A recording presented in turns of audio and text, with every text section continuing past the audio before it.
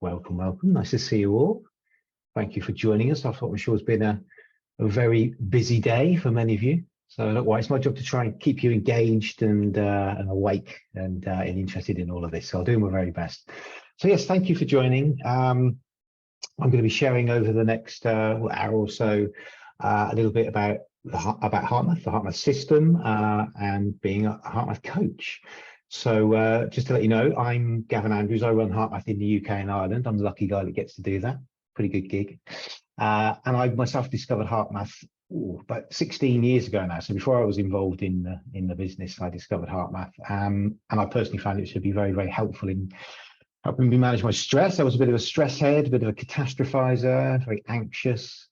And yeah, I stumbled across HeartMath. I won't give you the full story, but I stumbled across it one day serendipitously and began to practice it. I bought the biofeedback technology and I found it to be very, very useful. I noticed very quickly that I was able to manage my stress more, and I wasn't catastrophizing as much, making up stories in my head about how awful situations would be. And I also found myself a little bit healthier, a bit happier, and over time as practice that continued. So yeah, just to give you a bit of the background there, before I got involved in the business side of things, I was just using HeartMath as a technique in my life. But since then, I've become very passionate about it. And one of my biggest passions is introducing people to HeartMath and recruiting more and more HeartMath coaches, because as you've probably noticed, the world's a pretty stressful place right now. There's a bit of a pandemic going on out there around stress, and HeartMath is really very simple. And I and the fans in the US just want to get it into as many people's hands as possible. It's so simple, it can help people at the moment. And so my outcome from this evening actually is that I get you interested enough in this to want to join our community of coaches, and that you will be able to take HeartMath out there and share it with the world. So without further ado, let me leap in. I'm going to share some slides with you. I'll let you know what we're going to be going through. So hopefully you can see my slides. Give me a nod if you can see my slides.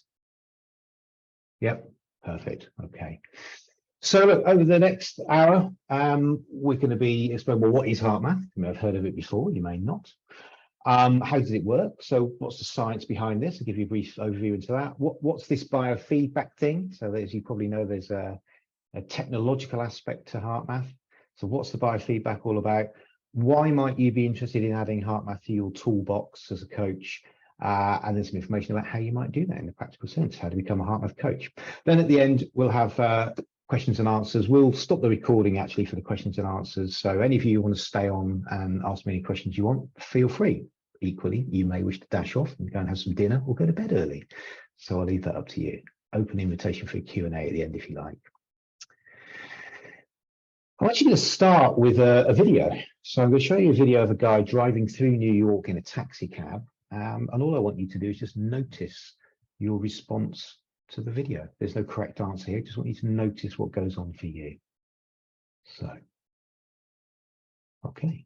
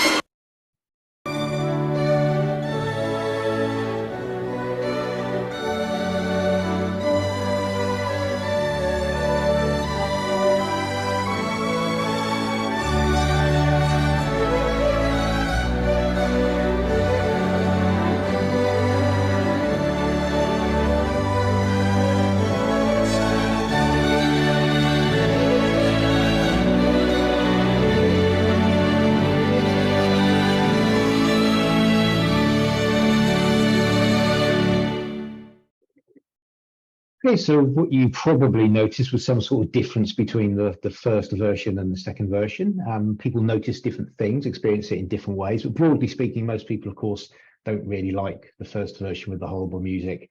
They find New York to be a bit threatening, chaotic, might feel I don't really want to be here, or put your fingers in your ears trying to escape all of that.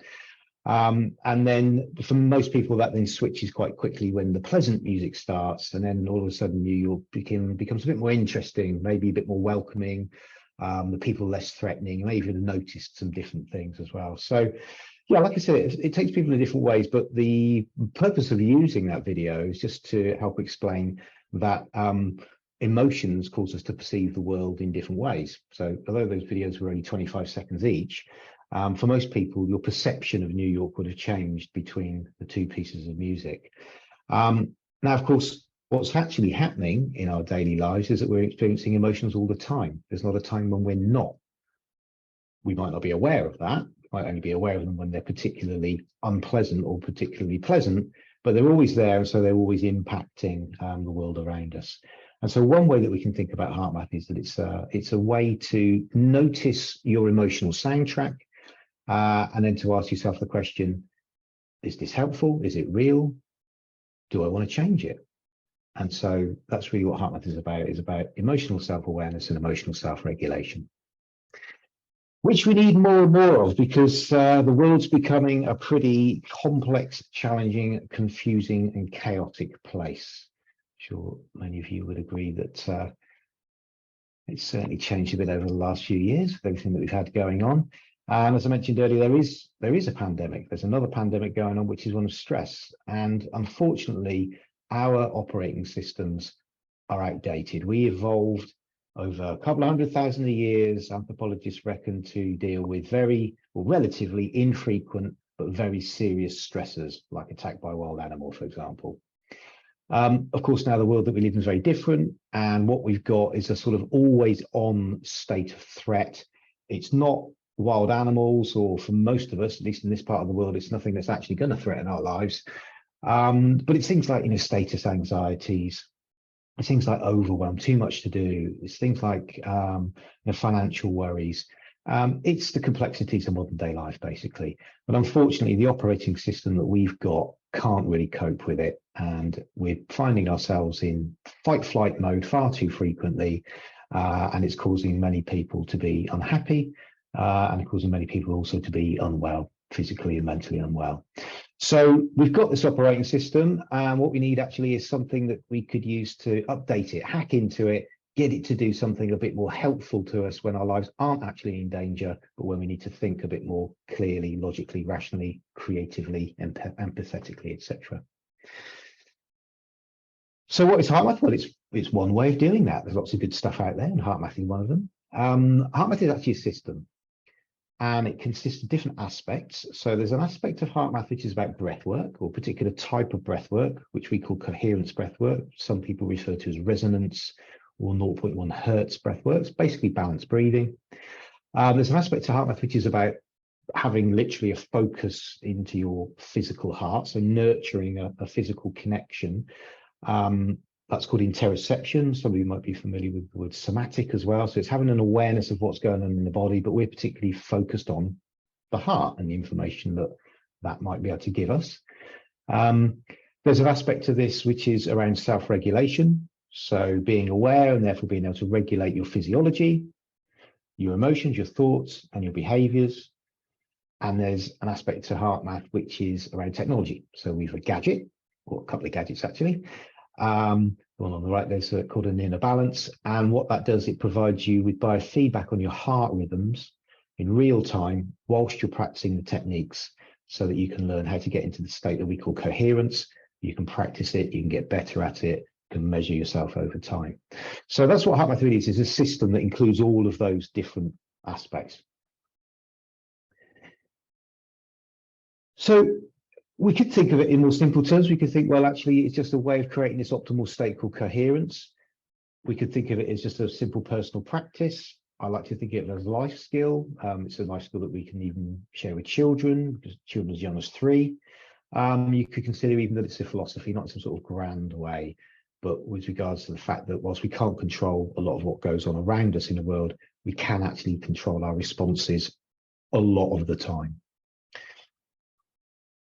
It's really easy, it's fast, anyone can do it. So it's not difficult, doesn't require like a lot of intelligence or cognitive load or anything like that. Another way to think about HeartMath is that the technology, the biofeedback, is providing you with objective measurement of what is otherwise a subjective experience. So you don't actually need to necessarily know what you feel or what's happening inside your body, the technology will give you objective measurement of that. And to put a bit of a marketing spin on it, yeah, there's aspects of this that are a bit like mindfulness. There's aspects of this that are a bit like positive psychology. And the technology is a bit like a Fitbit for your emotions. But it's all of that stuff rolled into one simple system. And in terms of why you should care about that, so what are the benefits? Well, the HeartMath techniques significantly reduce your stress in real time. And with practice, you can literally nip your stress in the bud. What that's then helping you to achieve is balance within your autonomic nervous system. So it's stopping the fight, flight, freeze reaction. It's putting you back into balance. That then promotes something called homeostasis, which is your body's own amazing ability to regulate itself back to balance and repair itself. And it reduces something called allostasis, which is what happens to us when we're highly stressed. And basically allostasis causes wear and tear. So it's balancing, bringing you back to balance. It's then enabling your brain to work properly so you can think much more clearly, and you can therefore behave much more appropriately and productively under pressure.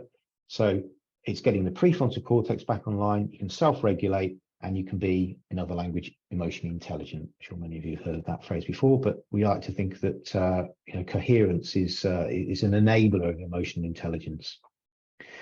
And then if you practice the techniques regularly, sort of ad hoc throughout the day, but also a dedicated practice at least once a day as well, more like a meditation, then you've got the opportunity to reduce the drain that stress causes, the opportunity to increase your renewal, and therefore to build your mental, emotional, and physical resilience as well. And so really another way to think about this, in terms of a metaphor anyway, is that it's a way to boost your resilience battery. And if we take a bit of a closer look at resilience, lots of people think resilience is, your ability to bounce back. Well, it is that, but it's a bit more than that as well. Resilience has different domains. So we like to think of resilience in terms of a physical aspect, a mental aspect, an emotional aspect, and then also a spiritual or sort of existential or identity aspect as well. And that true resilience comes from basically having your battery topped up in each of those areas and looking after yourself in each of those areas. And what coherence actually does, the state of coherence, is it provides you with physical resilience because it helps your body to rebalance and repair itself. It provides you with mental resilience because you can put yourself back into the prefrontal cortex and you can access all of the higher cognitive abilities of the brain. You can be more logical and rational or objective. You can be more empathetic, compassionate, caring. You can strategize. You can deal with complex information, which of course is very difficult to do when you're stressed. Coherence can enable you to emotionally self-regulate. So you can choose your emotions. Emotions, of course, will always be reactions, but we also have the ability to choose them more frequently, become more aware of them, nurture more productive and helpful ones. And then the state of coherence can enable you to be in a state where you are able to really reflect upon some of those bigger questions of life, like who am I? What should I do with my life? What's important to me? Where do I find the meaning? All of those types of questions, which again are really hard to engage with when you're feeling stressed and scattered and threatened. So coherence, if you like, is sort of an engine of resilience. And when we practice these techniques, we have an opportunity to boost ourselves in each of these different domains to benefit our overall resilience. The other aspect of all of this, which is linked to that spiritual side, is learning how to live from your heart.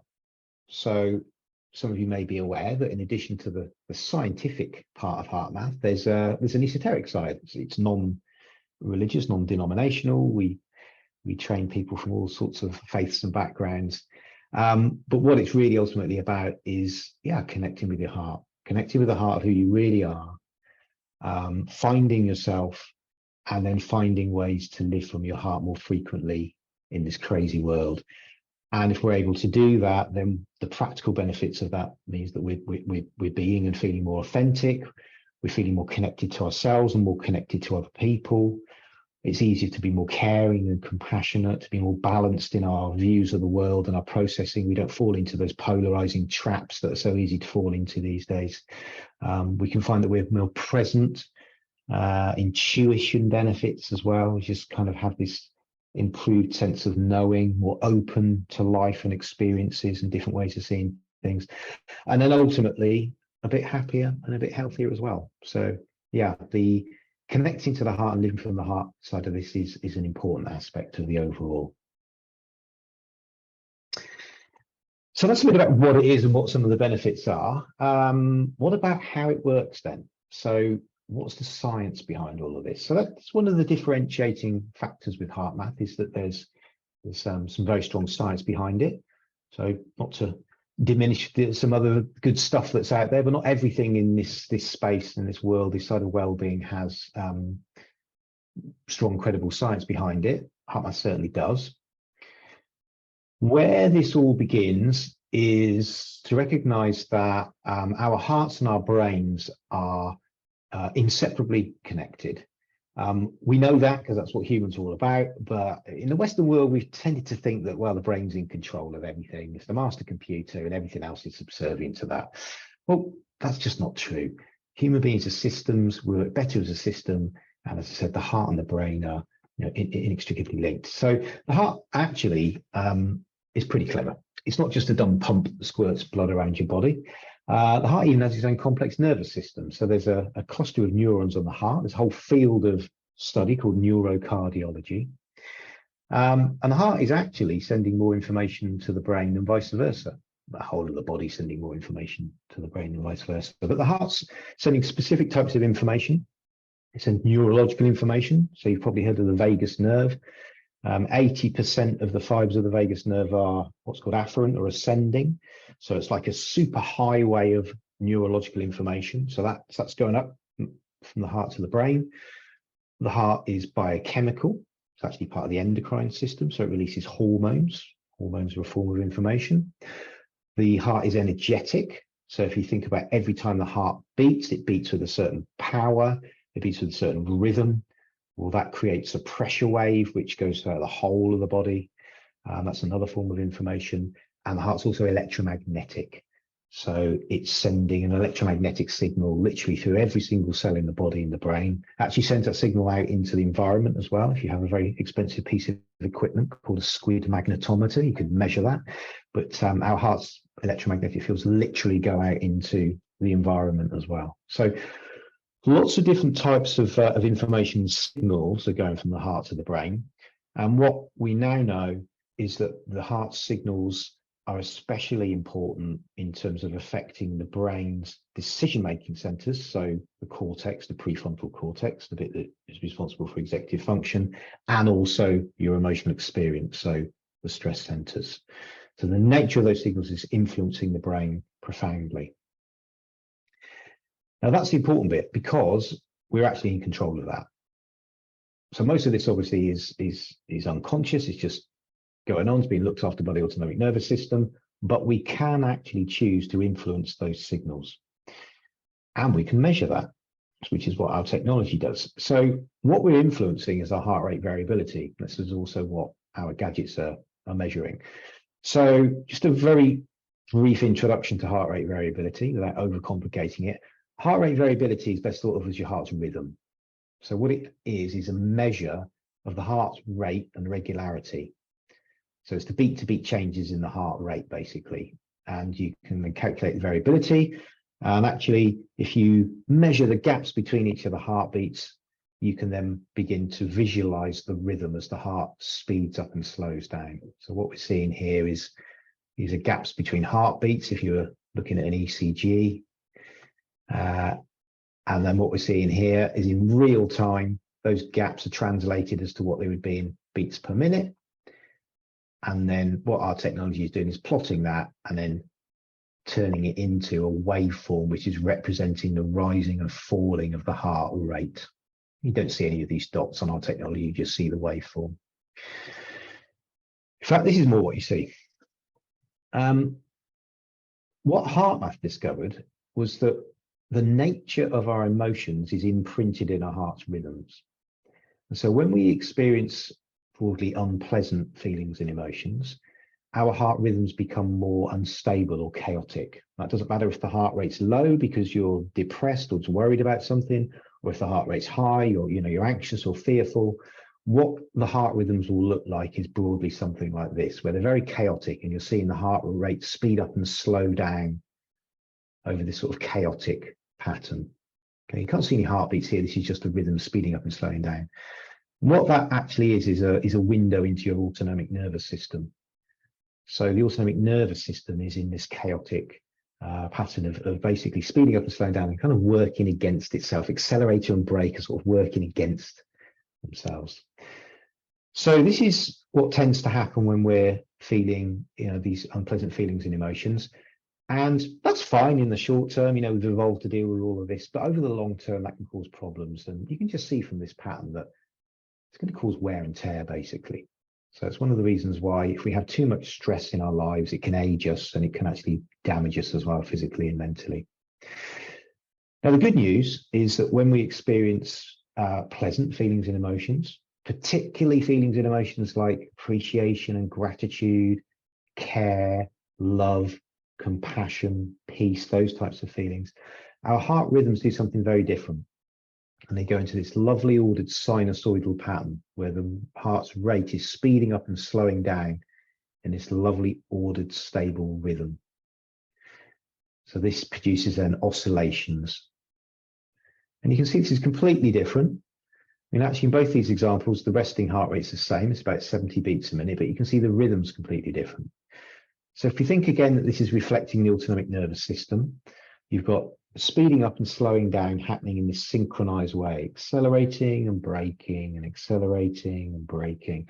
And so what that's actually enabling is homeostasis. Makes it much easier for the body to return itself to balance and repair itself. And the good news is that whilst this might happen just naturally when we're feeling different feelings and emotions, we can actually intentionally create this state as well. And we can begin to create this coherent state simply through breathing to begin with.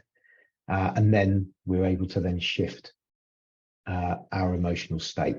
So the reason that works is that the heart is basically the largest rhythm maker in the body. Whatever rhythm it taps out, the rest of the body and the brain is going to follow that. So this is an oversimplification. It's not linear, but in essence, this is what's happening.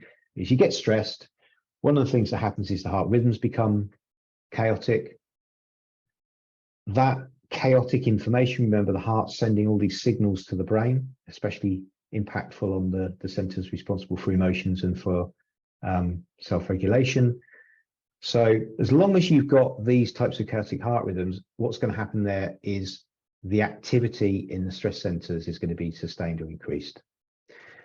And in order for you to have activity in the part of your brain that makes you very good at fighting, running away, or playing dead, it has to come from somewhere else. And where it comes from is the cortex, the bit that makes you very good at being self-aware and self-regulating and knowing the right thing to say and do in difficult situations.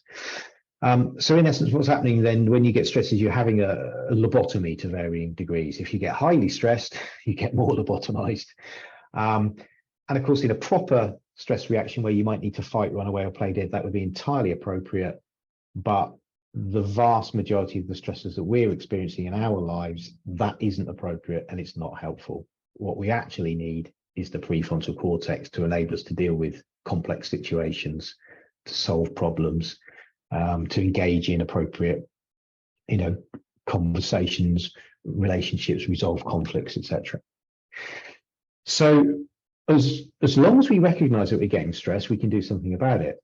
And so, as I mentioned initially, just by shifting the breathing, we can change what our autonomic nervous system is doing. We can change what our heart rhythms are doing. We can put them into this lovely ordered sinusoidal pattern, stable rhythm, repeating over and over. And what that does is in effect send a message to the body and the brain which says there's no threat, there's order and there's stability. So the stress centers, they deactivate. We don't need to fight, run away, or play dead. And what we can do is get the prefrontal cortex back online. So now we can be self-aware. Now we can self-regulate. So we've reversed the lobotomy that occurred before. So what that is then is called psychophysiological coherence, coherence for short. And what it is basically it's an optimal state. Our hearts, our minds, our emotions are synchronized. Everything's in balance.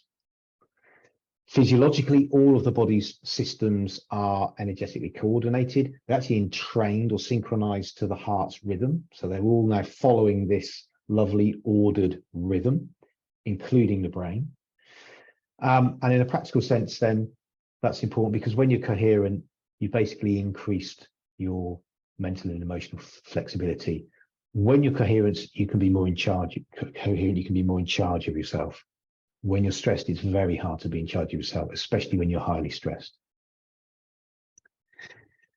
So in terms of how this is working and how it fits in with other approaches, many approaches to managing your state rely on a top-down approach. So what they're saying is if you can control your thoughts, you can then control your emotions and your feelings, and you can control your behaviors and therefore the outcomes. That is true. CBT is an example of that. Most coaching approaches are an example of that, but they don't always work. And they tend not to work when the emotions and feelings are very powerful. So trauma, for example, is a case where the CBT type approach can struggle. So what we say is, well, don't try and think your way out of these situations when your prefrontal cortex is not online. Control the one thing that you're able to through your breath, which is your physiology. So the breathing then brings the physiology into balance, and then you get the prefrontal cortex back online, and you can control your thoughts and your emotions. You can choose your emotions. You can think more productively. You can behave more appropriately, and therefore the outcome and the performance is going to be much more appropriate and helpful. So that's a bit of the background into the science and how it works. Let me now share a bit about the technology. So we use the biofeedback basically as a training aid. So it's to help people learn the techniques, to help them practice them, and to enable them to then measure their performance over time. In terms of the benefits of these types of technologies, this is some information from independent research from some researchers called Lear and Gervitz. What they're saying is, or what these technologies are doing, is they're basically providing validation and measurement, and then they're building a habit over time as well, which then hardwires the skill. But in practical terms, when you're using the device in real time, you're synchronizing your breathing with your heart rate. You're creating this lovely ordered rhythm. That's also improving something called the baroreflex. The baroreflex is it's a system that has like these sensory neurons that are basically raising and lowering the heart, the blood pressure. And so this system, if you like, gets exercised, it becomes much more sensitive, much more effective. And then the benefits of that are things like you get more HRV immediately and over the longer term. Well, that we know correlates with self-regulatory capacity. It improves vagal activity. So more information going through the vagus, the parasympathetic. We know that reduces stress and improves mood. It's balancing the autonomic nervous system. It's improving your cognition and your ability to self-regulate. And it's also doing things like reducing inflammation and pain. So when we're stressed, we produce adrenaline and cortisol. Cortisol contributes to inflammation. If you can reduce your stress, you'll reduce your inflammation. Also, we know that when you're stressed, your perception of pain is greater. So if you can reduce your stress, you will also reduce your perception of pain, reduce high blood pressure. You also improve gaseous exchange when you're breathing coherently. And that then has benefits even for things like asthma, emphysema, or COPD. So for such a simple thing, a gadget that's basically, helping you synchronize your breathing with your heart rate, there's all sorts of wonderful benefits. Our particular gadget, or one of them, is called the Inner Balance. So this is the one that members of the public would use, or coachees use. It's got breath pacers and data screens. So what it's doing is helping you learn, helping you measure, and helping you improve.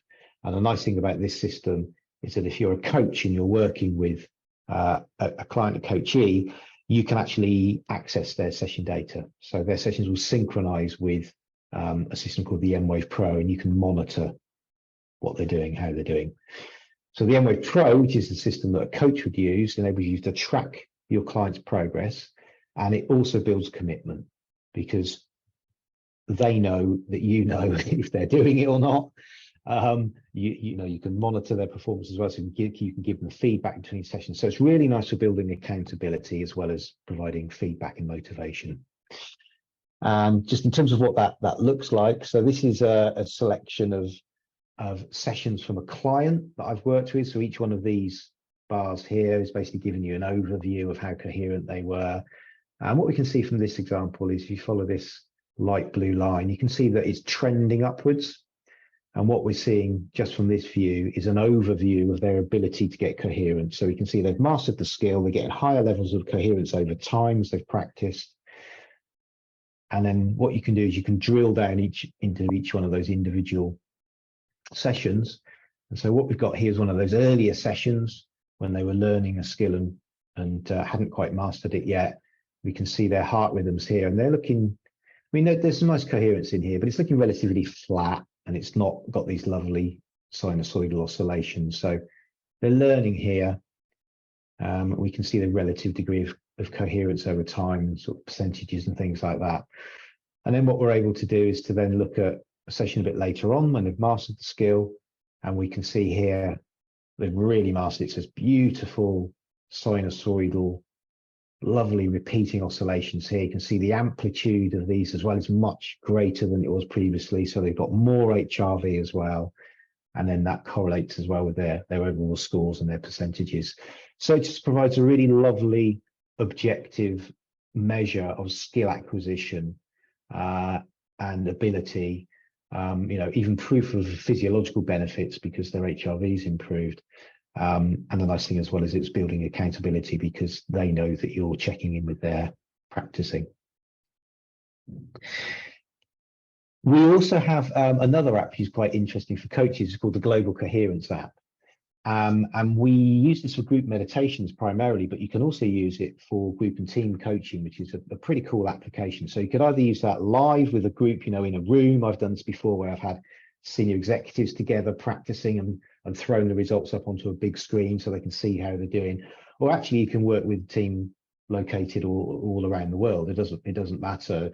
You can create these private groups and then people can practice at the same time, and they'll see their own individual level of coherence, and they'll also see then the group's overall level of coherence. So it's a great way to get teams to synchronize, to practice feeling care and appreciation for each other, to collectively achieve these higher states of coherence, and then use that as the basis to engage in tasks or doing some work together, like brainstorming or strategizing, resolving a conflict, etc. The nice thing about the Global Coherence app is actually you don't even need a sensor to use it. You can actually use the camera of the phone as a sensor. It's not as accurate as a dedicated sensor, obviously, but it gives good enough data for that type of application. So it's relatively low cost as well. So that's a Global Coherence app. And in terms of HeartMath coaching, I mean, it's really, really simple, basically. We have some very simple self-awareness models that we introduce people to. So they can put themselves in the models, they can self-diagnose, they can work out what they want to change and what they want to be different.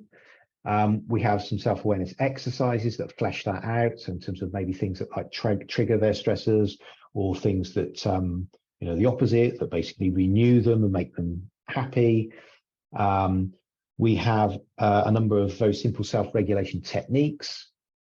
We have foundation techniques that enable people to learn the basics. And then we have what we call strategic techniques, where people can then apply coherence to things like problem solving, or planning projects, or communicating more effectively.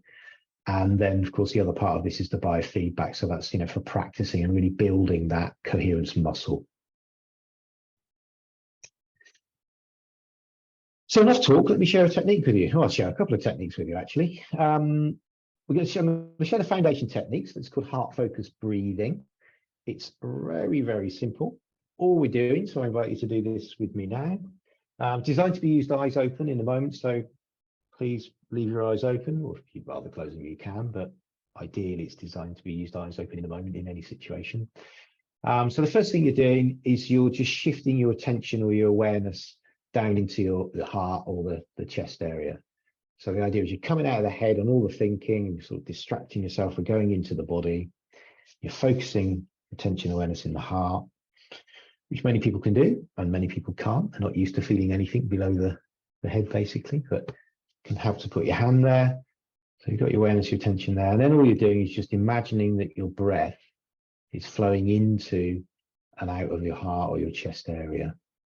And you're breathing just a bit deeper, a little slower than you normally would. Now, I know you can't literally breathe into your heart. So just in terms of a few tips, make sure that your belly's nice and relaxed. Okay, so you want to be able to get full range of movement on the diaphragm. So please let your belly hang out. No one can see you. It's fine. Breathe in and out through your nose.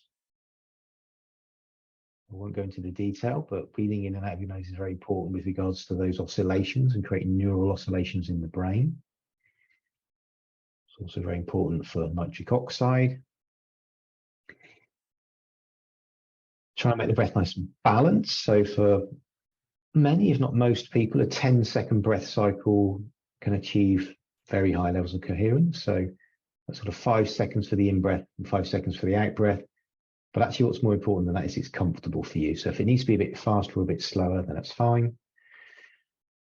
And so as you're breathing then through the nose, belly relaxed, just try and get your breath to be as smooth and sustained as possible. So imagine that's the same volume that's flowing through, nice and smooth and sustained for 5 seconds all the way through. And then briefest of holds, just as you then exhale and breathe out nice and smooth and sustained. And the idea is if you feel any sort of jerkiness in the breath or any catching, or you're feeling any tension anywhere, just gently try to smooth that out, release any of the tension.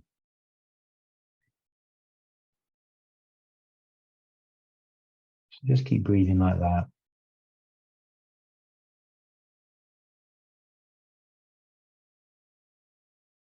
You might find yourself getting a bit tired. One of the benefits of coherence is that once the body becomes nice and balanced, it then finds it easier to do what it needs to do next, which at this time of the day is relax, go to sleep.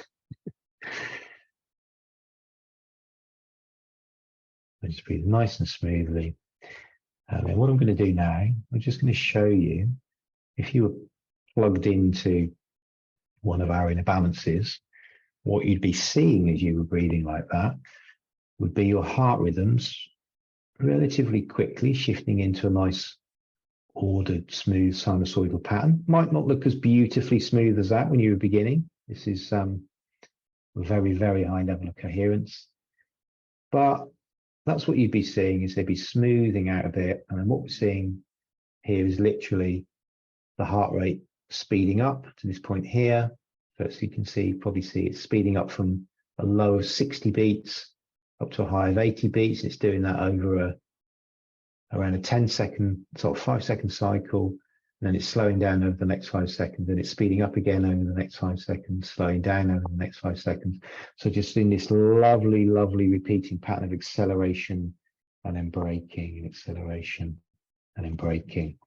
And what the device is doing as this is occurring is it's got a clever algorithm that's turning that relative degree of stability into a coherence level. So it's giving you a score basically for how coherent you are. And that's what this line here that's wandering around is showing. So the person got coherent very, very quickly, and then it was sort of wavering around a little bit, mostly in high coherence, occasionally dipping into medium coherence. Took a nice little peak here at just about nearly 7.5, which is a very, very high level of coherence. So then when you stop the session, you get an overview of all of that data. So percentages of time in low, medium or high coherence relative to the challenge level. And then the other important numbers here are the average coherence for the whole session. Okay, so that's what would be happening if you were using the biofeedback or if you were practicing that technique. And so what's it doing? Well, it's balancing your autonomic nervous system, so in activating the prefrontal cortex. If you were stressed when you were doing it, it would be significantly reducing or even stopping your stress reaction. So your adrenaline would cease very quickly. That would then, downstream effect of that is it would then start stopping the cortisol from being released as well. In terms of emotions, shifting you from negative, unpleasant emotions into a bit more of a neutral emotional space, from which you might then even have the potential to choose a different emotion, like a gratitude or appreciation or care or something. In practical terms, it's reducing allostasis, that wear and tear, and it's promoting homeostasis, so your body's natural ability to rebalance and repair. And as I mentioned, this is actually the first step in all of the HeartMath techniques. They all start with exactly the same heart-focused breathing. So when do you use it? Well, actually, not whenever you breathe, but actually a lot of the time when you're breathing, this is the most appropriate way to breathe. So actually, if you're sat there now, or if you're working, or you're coaching, or you're emailing, or you're creating a presentation or something like that, this form of slow, deep, paced breathing is the most appropriate. It's not the most appropriate if you're running for the bus, not the most appropriate if you're dropping off to sleep, but for most of what you're doing throughout the day, coherence will be the most beneficial method or pattern of breathing. And of course, do this whenever you find yourself stressed. So you just got to have that little voice in your head that says, I'm getting stressed. Remember to do the breathing. If you do, it can have profound results. So this is just an example of one of our HeartMath coaches, who is actually the board director of a very large construction company.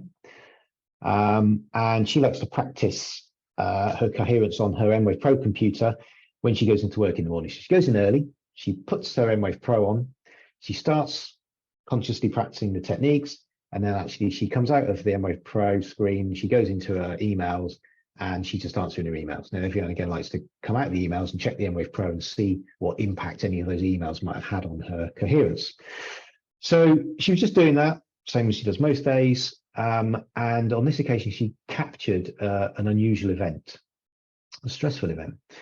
So we can see here, she's practicing, she's got lovely coherence going on here. And then at this point, her phone rang, and the person on the other end of the phone said that one of our construction lorry drivers has been involved in an accident, and unfortunately, there's been a fatality with a pedestrian. So her job is to deal with those situations. She's never had to deal with those situations before. Yes, of course, they've got systems and processes. They've kind of role played this type of thing. But as you can see, when she finds this out, she gets stressed. The heart rate goes up, the heart rhythms become more chaotic. This is about a minute or so of phone conversation. And then at this point here, she realizes, I have got to deal with the situation. I'm stressed. I better get myself in a good place. So she just does heart-focused breathing. You can see here 3 beautiful, perfectly sinusoidal breaths. She then goes to deal with the situation. I know her very well, and she said to me, I'm proud of the way I dealt with it. I would never, ever have to deal with anything like that ever again, but I did the best job that I could, and I'm proud of myself. So a nice example of how, if you practice these techniques, they can really benefit you. Okay, I'm going to share another quick technique with you. We're almost done, but it'd be terrible if you went away from this just with information and not with some techniques. So we're going to practice a technique now called freeze frame. Freeze frame is basically a way to use coherence to solve problems. So in order to do this, you need to have a problem or something that's stressing you. If you don't have one, you're very lucky. You can sit this exercise out, but I suspect that most people probably do have something that they could use.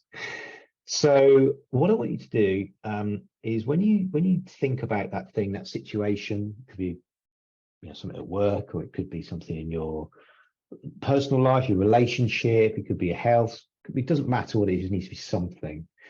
I just want you to make a few mental or physical notes of what you notice in terms of your attitudes about it, in terms of your perceptions. Could be some thoughts, some self-talk you've got going on. Could be something like physical going on in the body as well. You might feel tension or something. Might just feel frustration, anger, whatever it is. So just notice what comes up for you when you engage with that situation, experience, event, whatever it is.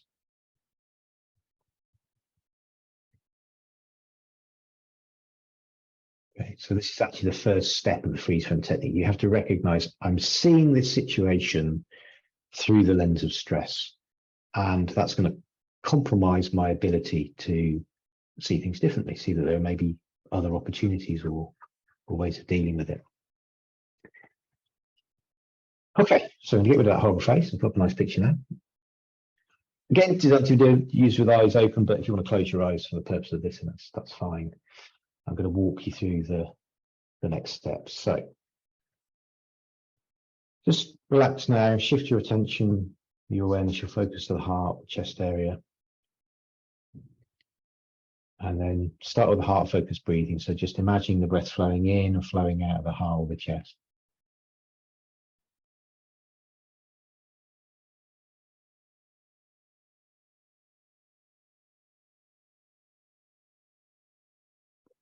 I'm just going to do this for a minute or so. So just relax.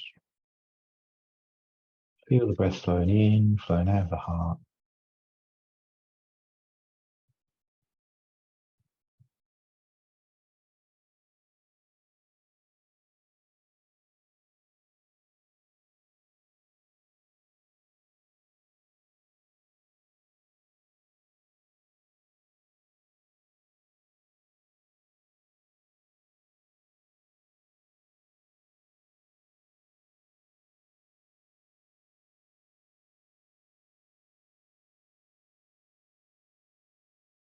Okay.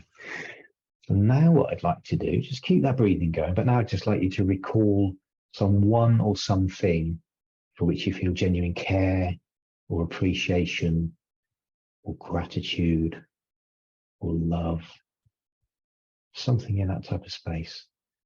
And it doesn't matter what it is, it could be a person, place, a memory, it could just be this nice picture if you like, actually. But just feel that feeling of care, appreciation, gratitude, love. And then just gently breathe that in and out with the breath as well. Do that for another minute or so.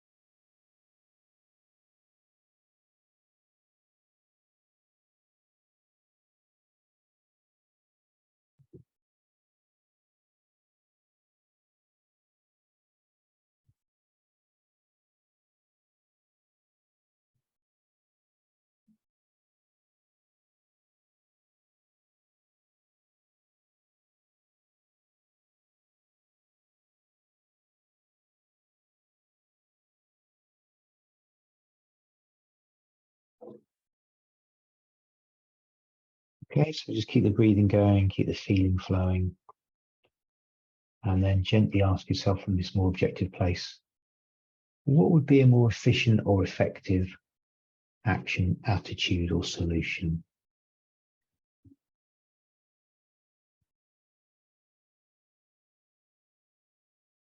Don't rush it, just keep your focus in the heart, keep the feeling flowing.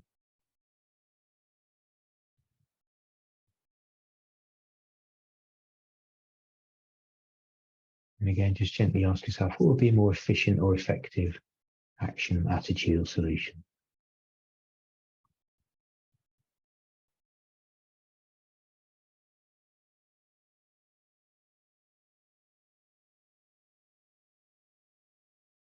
And then see what emerges, any subtle shift in your perception, any change in attitude, any kind of softening, perhaps even some sort of insight or an idea might have popped up. So with that technique, typically that's what we're looking for, just some sort of shift in the perception. Even if it's only subtle, that's beneficial. But sometimes, and some of you might have experienced this, you can have quite a significant shift or an idea, something popping up to you that changes things a bit. So in terms of the techniques, what we just did, very simple. We acknowledged that we had this situation going on. We had these stressy feelings about it and attitudes about it. We started with the heart-focused breathing. Because we were coherent and we got the prefrontal cortex back online, we then actually chose a different emotion. So that care, appreciation, gratitude, or whatever. That increased the level of coherence even further. And then we asked ourselves, well, what would be a more efficient or effective action, attitude, or solution? and just waited then to see what emerged. And then the idea is observe that and then commit to recognizing the changes in perception, attitudes, or feelings, and to doing something about it, basically. Now, it might be that we need to repeat this a few times on certain issues. It's not magic, but the more that you repeat it, the more that you'll sort of loosen the connection to the original perspective and begin to hardwire a more productive perspective, and a range of options will become available. Or at the very least, you might tell yourself things like, well, it's not that big a deal, or there's not a lot I can do about it at the moment, or I just need to be patient. So that's the idea of the freeze frame technique. So that's an example of how you could use coherence to actually, do something. And as you see, it's a very quick technique as well, very simple. So, final few slides. We've had a flavour for all of this. Why might you want to add HeartMath to your coaching toolbox? Well, as you just experienced, the techniques are very simple, very practical, and actually they complement beautifully other coaching and counselling and therapeutic tools and approaches as well. So that's the nice thing about HeartMath. It's not like an either or, and we tend to train people who are already using other approaches and modalities, and HeartMath is going to be something that they use alongside it. So for sure, it can elevate the effectiveness of those other approaches. It is scientific, therefore it's credible to many people. The biofeedback gives you something that's measurable and objective as well, proof that someone's acquiring a skill. The biofeedback enables you to build that accountability with your clients. And for many people as well, the biofeedback is useful for habit building. So I have an addiction to my inner balance. I use it every day. HeartMath can appeal to people who reject other approaches. So, reject mindfulness and meditation or other approaches. Many people are interested in these things, but they give up on them too quickly as well. They just don't give them a proper go because they're not really sure if it's working or what's supposed to be happening.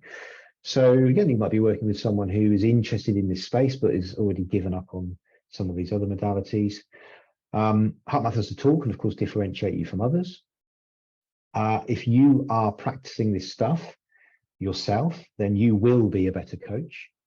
And if your clients are practicing coherence while you're coaching them, they will get better results as well. There's no two ways about it. So this stuff absolutely works. And what is happening is it's elevating the overall effectiveness of your coaching, and it's also conferring benefits on the coachee in terms of physical benefits that they're getting from the practice. So they're dialing down their stress and all of the problems that causes. They're getting mental benefits, so the cortex is online, it's working properly whilst you're engaging in the coaching, and then they're able to take that away and take more control of their thoughts.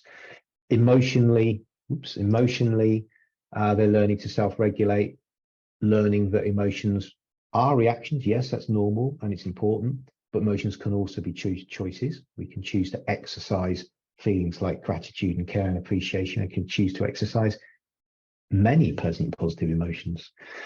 And then, as I mentioned earlier, being in this coherent state, being connected to the heart, tapping into the heart and the heart's wisdom can have existential benefits as well.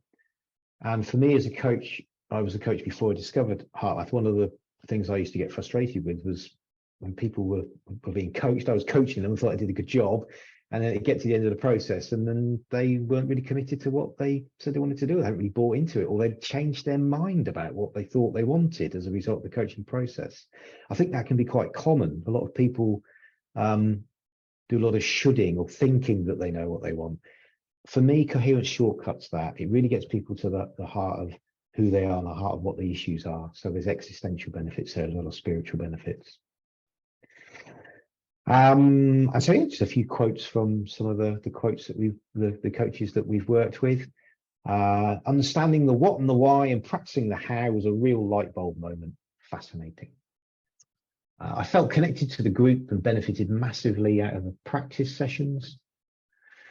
I found the values cards exercise very enlightening. It's given me clarity on what I need to be doing with my life and my work. Thank you. We do values cards exercises while people are coherent, just to let you know. An excellent balance of interactivity and theory. I'm delighted with the amount of additional resources within the program. Great to have coaching and mentoring sessions to role model good practice and support. So So part of the process is that you also receive coaching and mentoring. The practical element was the best I've ever experienced with regards to connection to others and how I can apply the HeartMath techniques to clients. And then with regards to our feedback, so this is from, well over 200 now. I'm not sure of the exact number, but well over 200 people have completed our feedback. 96% of those found that our program met or far exceeded their expectations, and 99% of them said that they would recommend our coach program. So we like to think that what we do is enjoyable and that it works. So if you think you might be interested in joining us, essentially what it means, what the process is 3 days live training online. There's a little bit of pre-work, just we send you some e-learning, it's only like an hour's worth of stuff. We send you the biofeedback to play with in advance as well. So you get 3 days live training. You also get 4 one-hour individual coaching sessions, 1 before the training, 3 after the training. You get an inner balance, you get an M-Wave Pro. We're also now offering certification in our stress and wellbeing assessment, which is a fantastic online assessment and report that you can use with your clients pre and post. Gives some really good insights into their stress and their wellbeing. The overall cost of our training, all of that, is $1,699, including VAT. And we also offer a payment plan, which is $699 up front, and then 8 months, the 8 months, so the month following your training, and then for the next 7 months, monthly payments of £125.